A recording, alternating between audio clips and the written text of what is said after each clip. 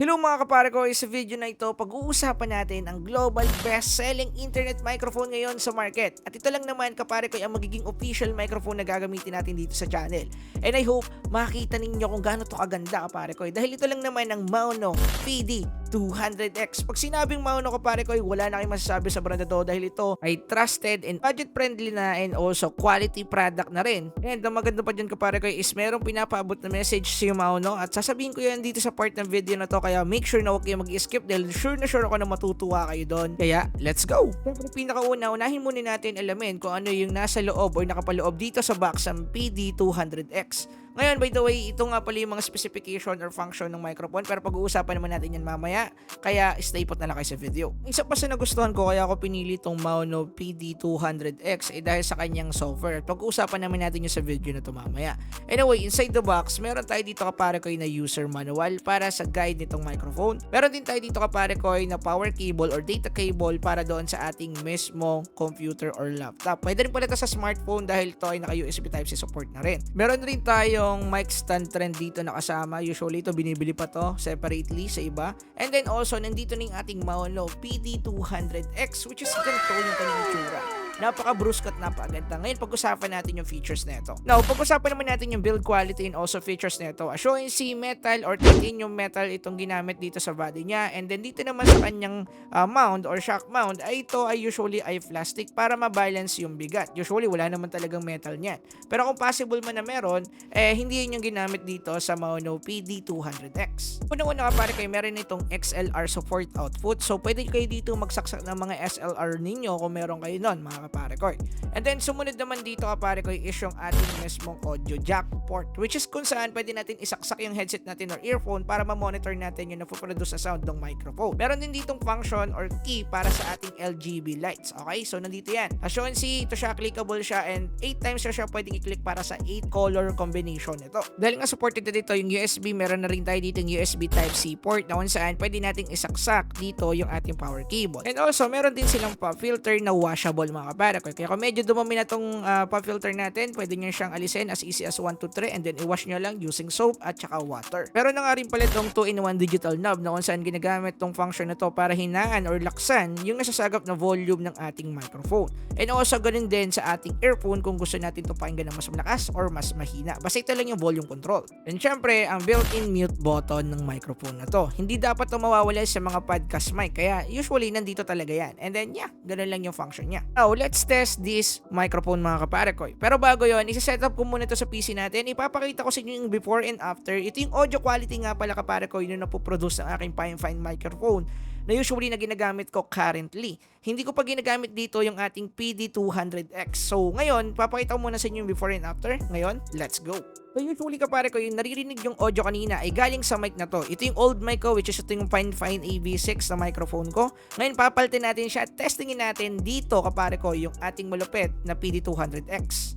And then, boom mga kapare ko, nandito na yung ating mismong microphone. Pero by the way, yung naririnig yung audio ngayon is sa Fine AV6 ko pa rin doon sa old mic kasi nag-voice over ako ng video currently. Hindi ko pa ginagamit tong ating PD200X. Kaya ngayon mga kapare ko, itry na natin tong i-testing. By the way, ang gagawin ko nga pala dito is mag-voice over ako ng video na to and also, itatry natin siya sa isang gaming scenario or kung mag-i-stream tayo or imaginary streaming na lang. Ipapakita ko sa inyo yung quality niya kapare ko. Hello mga kapare ko, this is your boy kapare ko Steven Tips. And ang naririnig din nyo kapare ko na audio currently is galing na dito sa PD200X. Bino-voice over ko na lang kasi hindi ko na record sa part na to.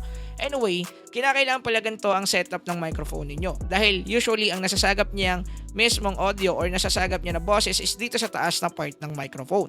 Kaya dapat ganito yung setup or pagkakalagay ninyo once na magse-setup kayo ng mic na to. Or kahit anong mic na ganito kasi naka-audio forward pattern sila. So sa taas na part. Unlike dito sa Fine AV6 sa side siya. Means nakadepende sa preference niyo kung ano yung setup ninyo. Depende naman yan kasi sa akin ganito yung preferred kong setup. Basta doon ka sa taas or doon sa may head part ka magsasalita sa microphone, hindi sa side niya kapare ko.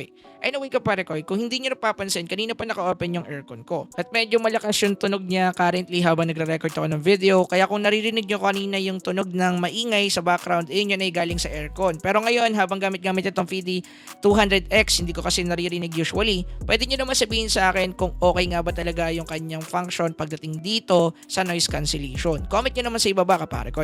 By the way mga pare ko, para sa mga hindi pa nakakaalam or hindi pa obvious sa kanila, ang mic na to is usually built para sa mga streamers, sa mga podcast, content creating, and also pare ko, pwede rin to gamitin once sa gusto mong gumawa or mag-cover ng kanta. Pwede rin tong mic na to para doon. By the way, bago ako makalimutan, meron nga pala tong software na kagaya ng sinabi ko kanina na i-discuss ko sa part ng video. Ngayon, ito na yung part ngayon and then pag-usapan muna natin yung mismong software or software link ng Mauno. Let's go. So ito naman yung software o yung Mauno Link software na ginagamit para dito sa PD200X. Yung nagustuhan ko dito is itong HPF and presence boost. Kasi dito mga kapare ko, once na nagsasalita ka sa may kagaya na ginagawa ko ngayon, binuboost niya yung presence natin. Or yung tipong halimbawa nagsasalita, biglang merong konting spike yan and then ibabalik niya agad sa dati. Unlike dito sa flat, kung ano yung kind ng boses mo, halimbawa ngayon, kung low yung pagsasalita ko, low lang niya yan ipoproduce or low niya lang yan i-record, low niya lang yan ibibigay as output. Pero pag ito yung ginamit yung HPF, which is ito yung madalas na ginagamit ko rin kapag merong mga need akong ayusin sa pag-edit ko,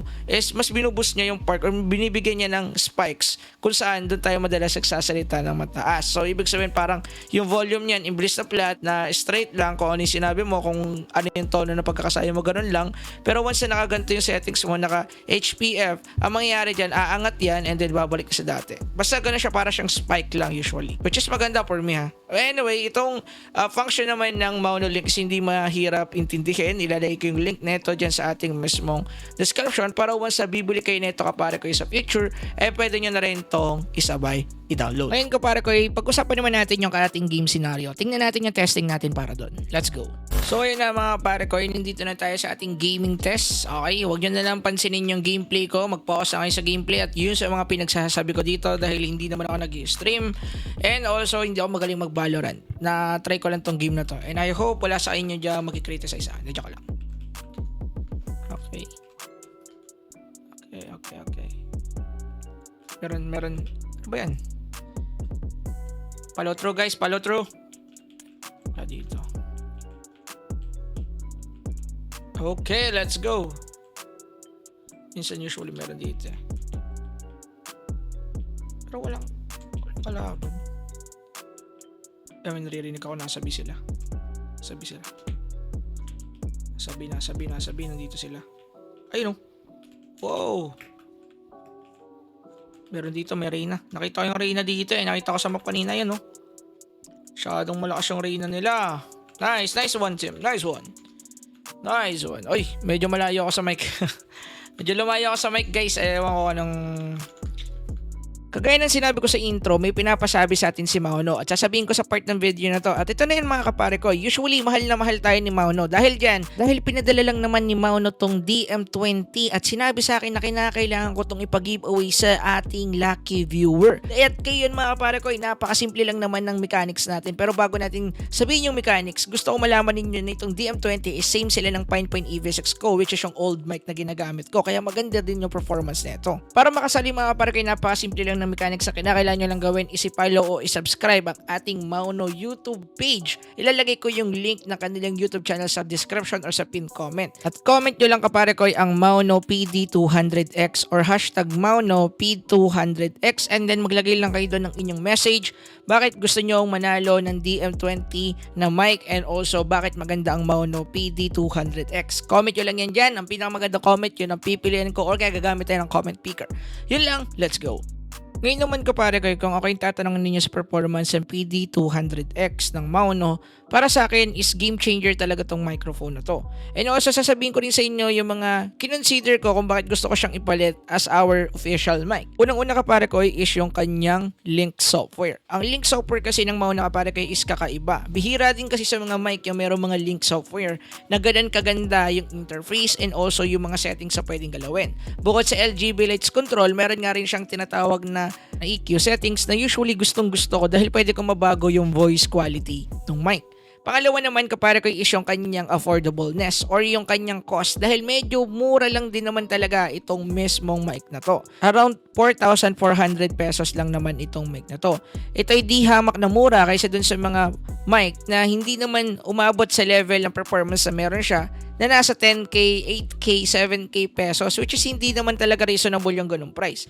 Unlike dito kay Mauno, maganda ng performance, quality na 4,400 lang, which is yun yung isa sa mga kinoconsider ko talaga pag bibili ako ng isang bagay. And the last reason mga pare ko is yung kanyang build quality. Pagdating sa build quality nito, hindi naman tinipid ng Mauno ang mic na to mga kapare ko, dahil kahit na ganun siya kamura, nandun pa rin yung tibay and also long-term use capability itong mismong microphone na to. Kaya yun pa lang, dun pa lang is para sa akin goods na yun. Okay? Pero nakadepende din naman yan sa mga preference nyo if ganito yung gusto nyo sa mic. For me, ito na yung pinaka the best mic na magagamit ko ngayon sa channel. Pero alam ko namang meron pang mga the best mic dyan sa market. Pero ang price nila is medyo mataas. So mga pare ko, yun lang lahat yung masasabi ko about dito sa mic na to. Kung meron kayong suggestion, meron kayong gustong linawin, meron kayong gustong itanong, i-comment nyo na yan sa ating comment section.